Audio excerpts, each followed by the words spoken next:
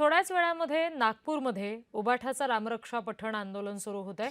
अयोध्येतील दानचोरी प्रकरणामध्ये ठाकरे आक्रमक झालेत। उद्धव ठाकरे आंदोलन स्थळाच्या दिशेने निघालेले आहेत अशी माहिती सध्या मिळते आणि थोड्याच वेळात ते प्रत्यक्षात ज्या ठिकाणी आंदोलन करायचे आहे तिथे पोहोचल्यानंतर या रामरक्षा पठणाच्या आंदोलनाला सुरुवात होईल। उद्धव ठाकरे हे या आंदोलनस्थळी जाण्यासाठी रवाना झाले तेव्हाची ही दृश्य आपण बघतोय।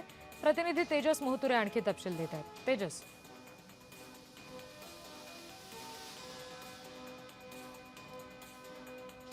माझा आवाज तुमच्यापर्यंत पोहोचतोय का? तेजस, सध्या उद्धव ठाकरे रवाना झालेले आहेत, साधारण किती वेळ लागेल त्यांना आंदोलनस्थळी पोहोचायला?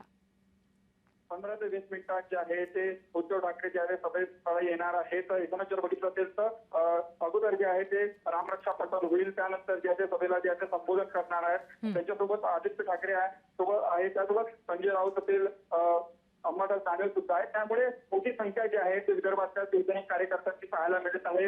एका अर्थानं पावसाच्या सुद्धा पावट आहेत तरी कार्यकर्त्यांची संख्या जी आहे ते वाढताना सध्याच्या घडीला दिसत आहे। त्यामुळे उद्धव ठाकरे काय बोलतील याकडे संपूर्ण राज्याचं लक्ष लागलेलं आहे।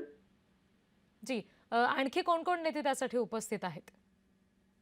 स्थानिक नेते आहेत, सतीश हरडे असतील, त्यासोबत इथले संपर्क प्रमुख असतील, विदर्भातील अनेक जिल्ह्याचे जे जिल्हाध्यक्ष आहेत, भंडारा असेल, गोंदिया असेल, चंद्रपूर या जिल्ह्याचे जिल्हाध्यक्ष आहेत, संपर्क प्रमुख आहेत, त्यामुळे युवा सेनेचे अधिकारी आहेत। त्यामुळे या संपूर्ण कार्यकर्ते जे आहेत या ठिकाणी आलेले आहेत आणि आपल्या नेत्याची वाट एका अर्थानं बघत पाहायला मिळत आहे। एकूणच बघितलं त्याचं आदित्य ठाकरे सुद्धा आहेत, आदित्य ठाकरे सुद्धा जे आहे ते संबोधन करणार, त्यामुळे त्यांच्या भाषणाकडे सुद्धा लक्ष असणार आहे।